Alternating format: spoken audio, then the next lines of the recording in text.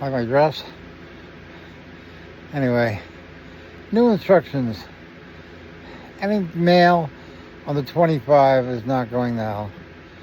25 and under. If you're 25 by the end of, if you're 25, if you're not 26 by January,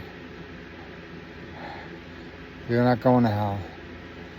I'm going to work on this. You know, the devil and God, I feel like they kind of set me up, but I know they had reasons, and I kind of figured out the reasons and all that. I went to the mall again today and had a lot of time to sit around and think and contemplate, you know, because I have to be very careful, because the devil, you know, my God, he is exactly as you know him. You know, he's just a trickster. He likes to mess things up, you know.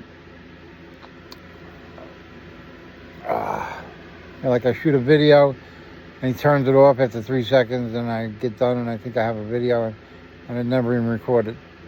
You know, playing games like that, little shitty games.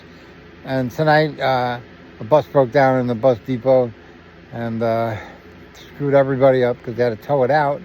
So when they tow it out, they blocked the path so no buses could go in the bus depot. So, and then because they blocked the path and no buses go, everybody's on one bus. And it was a packed bus, you know. And that's the devil. That's totally the devil playing his games, you know, just screwing you up, delaying, you know, whatever. And, you know, the more you know it, the more you expect it rather than not expect it.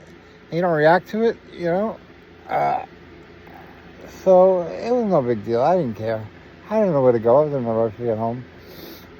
I got anything to go to the bathroom, but I went to the mall, so I was covered. Thank God I did. But, you know, I went to saw that Freaky Friday movie, and that was, I don't know, movies today are so bad. You know, they're not like movies in the 80s and stuff. Now the lawyers get a hold of the movies and they kill them. They turn a comedy into a horror show, you know, kind of thing. And it's really horrible what the lawyers do. And it's all that woke shit, and, you know. But, you know, I just couldn't see sending 10-year-olds to hell. They had no chance. You know, at 25, I didn't believe in me. You know, so how can I expect 25-year-olds to believe? You know, especially today when they don't even go to church on Sunday. I mean, that's unheard of, and not that I want you to, because the church isn't really a good thing. What they do there, they separate you from God. They don't bring you to God. You know, they become the God, and you have to go to them to get everything that God provides without you needing to go to them, you know. It's just like that, you know, and this God is within you, you know, and they separate. They put a wall between you and God so you can never find them. And that makes them always important and always on the top dog when it comes to God, you know. It's like if you have a problem, you go to a priest, you do a confession, you know, you don't really take it to God. You take it to the devil when you do that, because the priest is the devil. And that was the whole reason religion was created, was to separate you from God, you know.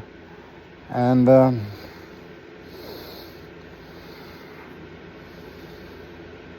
I don't know, you know, it has to be cut up point at some point. And, you know, 25-year-olds, they don't have much of a bank account. If they do, it's crap, for the most part. They really don't have much responsibility from which way the world is going or has gone. You know, your 40, your 50-year-olds, your 60-year-olds, they had a lot of responsibility, and they had a lot to do with Trump getting elected and stuff like that. 25-year-olds didn't get Trump elected. And if they did vote for Trump, they don't really have many elections under their belt, so they don't really know much about elections, and they just follow the crowd. And I'm not going to send them to hell because they follow the crowd, you know. Look, I voted for Perot, you know, because I didn't want to vote for Clinton or Bush. I thought they were both, well, I thought all three were assholes, but Perot was funny, so that's why I went for Perot, only because he was funny. And he turned sad real quick.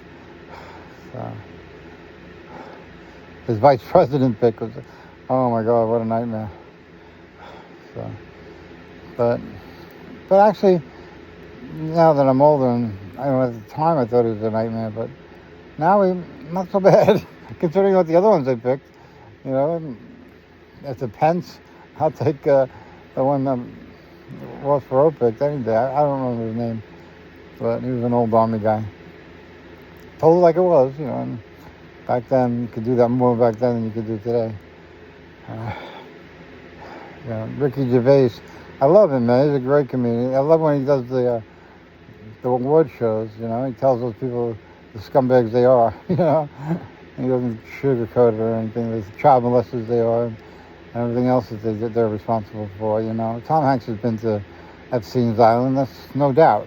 He's been there several times, and I wouldn't be surprised if his wife's been there too. So, you know, women do it too. You know, and you think when they have that kind of money, they have choices. And you know what? They really don't. The money decides the choices, you know. So,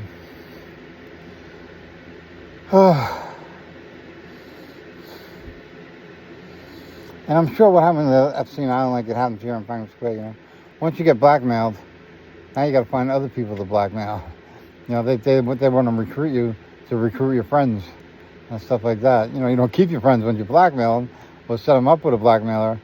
But I'm sure like a Tom Hanks brought other actors there and they got blackmailed and stuff. And it's just a circle, you know. He's going around a Ponzi scheme, really. And we saw what happened when Epstein hung. I was into that Ponzi scheme. And they hung him. He didn't hang himself. So, they were too afraid of having him talk. They couldn't let him talk. And enough has come out, and he's dead. And look at how much has come out. Imagine if he was alive. Oh my God, there would be people we don't know about, you know, and all that stuff. So they had their reasons, but Epstein was a piece of garbage. So nobody really cares, you know. That's why they really don't investigate whether or not he was committed suicide or not. Nobody cares either way. They're just glad he's dead, you know. So, whatever. But. So anyway, that's the deal. Bye.